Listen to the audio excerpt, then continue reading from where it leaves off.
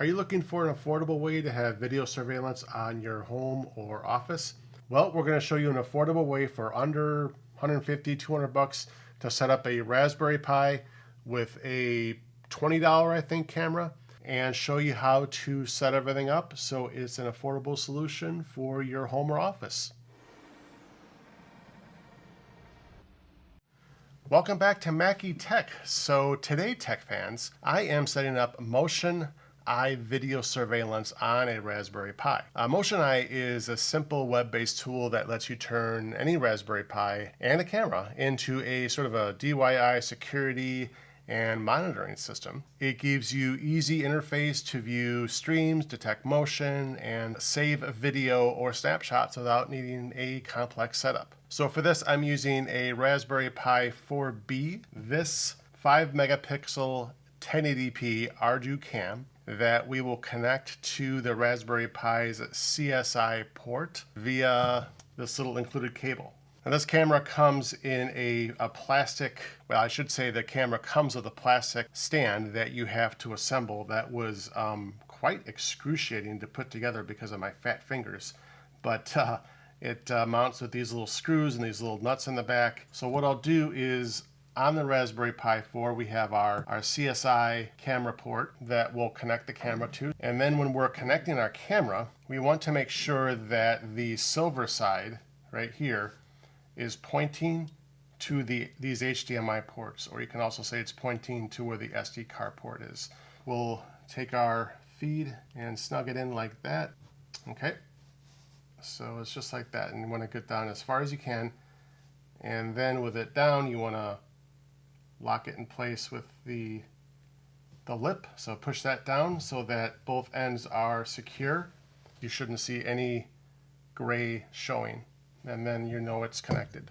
So now we'll boot up the Raspberry Pi OS and install MotionEye. Okay, so here we are in a fresh install of Raspberry Pi OS Bookworm. You'll want to make sure that your Raspberry Pi OS is up to date before you begin on a fresh install. There's going to be a lot of stuff that it needs to update, so make sure you do that.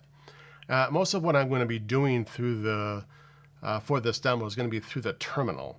So I'm going to be using SSH so you can see what I'm doing a little bit better.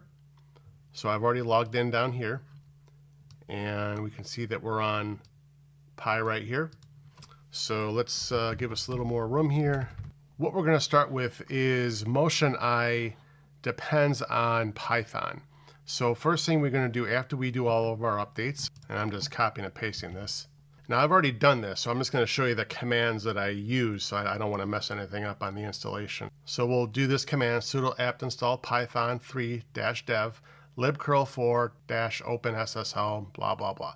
After you run that, give it a second to install, and then we're going to do a sudo apt install python 3-pip, and then we'll let that install. And then we're going to be grabbing the MotionEye GitHub repo, and so for that we're going to do a sudo pip3 install, and let me get the URL, sudo apt install, and here is the GitHub repo that you need to download. So you hit enter, and then we're going to go ahead and execute the command to have the repo installed, and that's going to be a sudo motioneye_init.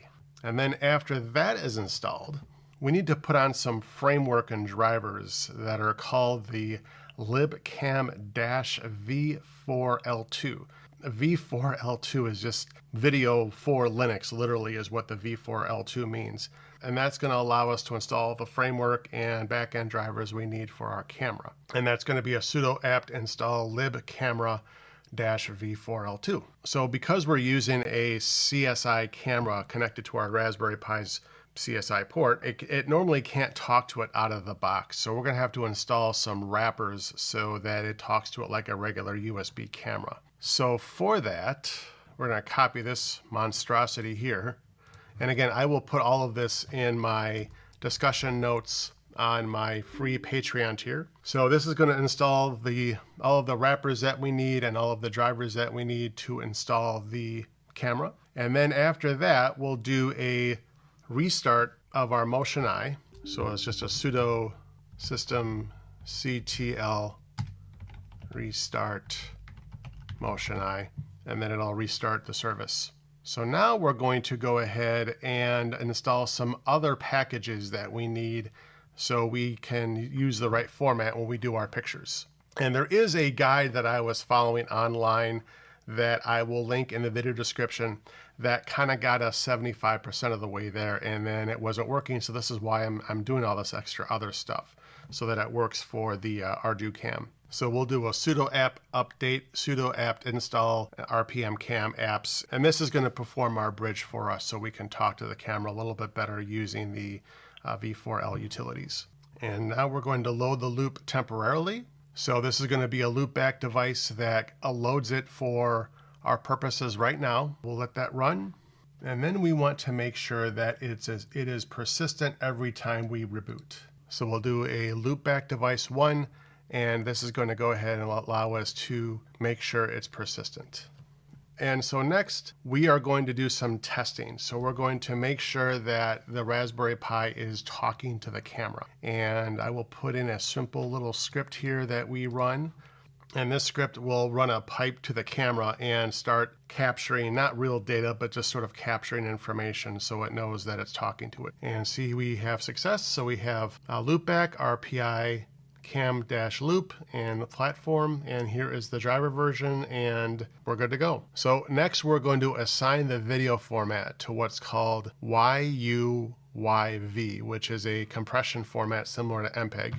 So we'll paste this command. So again, we're doing the dev/video30, and we're setting the video out format. The width is 640, height is 480, and we're using pixel format YUYV. And now what we're going to do is we're going to do what's called a sanity check.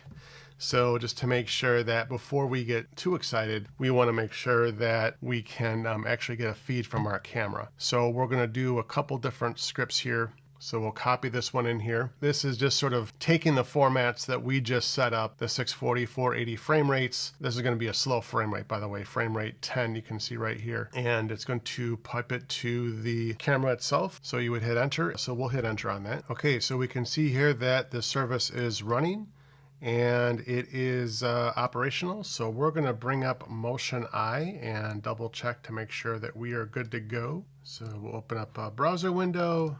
192.168.1.203:8765. I always get that mixed up. Okay, login default is admin, no password. Click on login. And here is our interface. So for now, we're going to go and we're going to get rid of this camera here. And we're going to go over to the top left. You see where it has, these are the preferences we want. But up here it says you have not configured any camera yet. Click here to add one. So we'll click on this. And now we'll see, we'll want to use the local V4L2 camera. We have a number of different drop downs. We'll click on that. And then for the camera itself, we'll click on this drop down. And we want to use the RPI cam loop. Click on that and click on OK.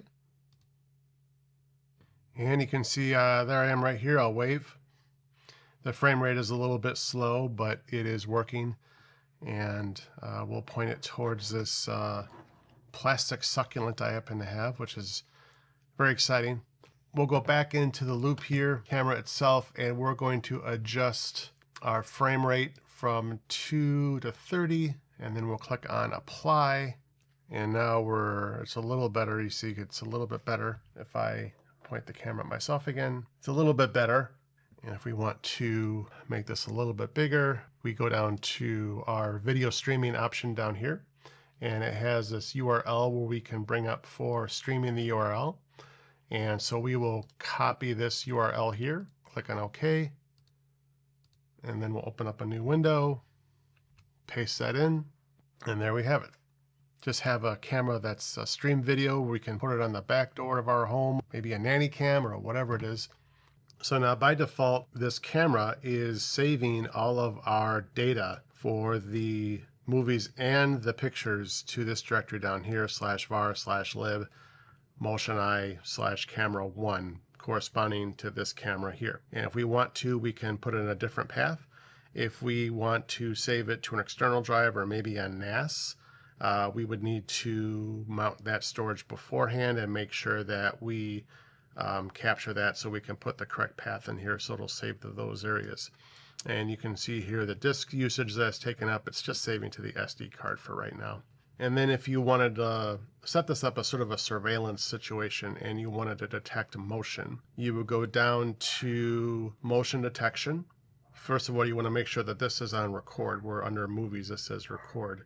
And then you want to also enable motion detection here because by default it's not turned on. And then if you wanted to set up notifications for motion, you can click on this drop down, click on this little option to send you an email, and then put in your email information down here. And you can set up multiple cameras if you want to also. I just happen to have the one on here that I'm using. And if we want to look at our media that we have so far, we click on Open Media Browser right here in this little blue triangle, and there's no movies, which is okay. So we'll look at our images, and we do have these images that are taken. And we can remove these if we want to, but these are all motion captured. So it's just taking little pictures, and it's basically the same one. I'm just going to delete all of them because it's just taking up space.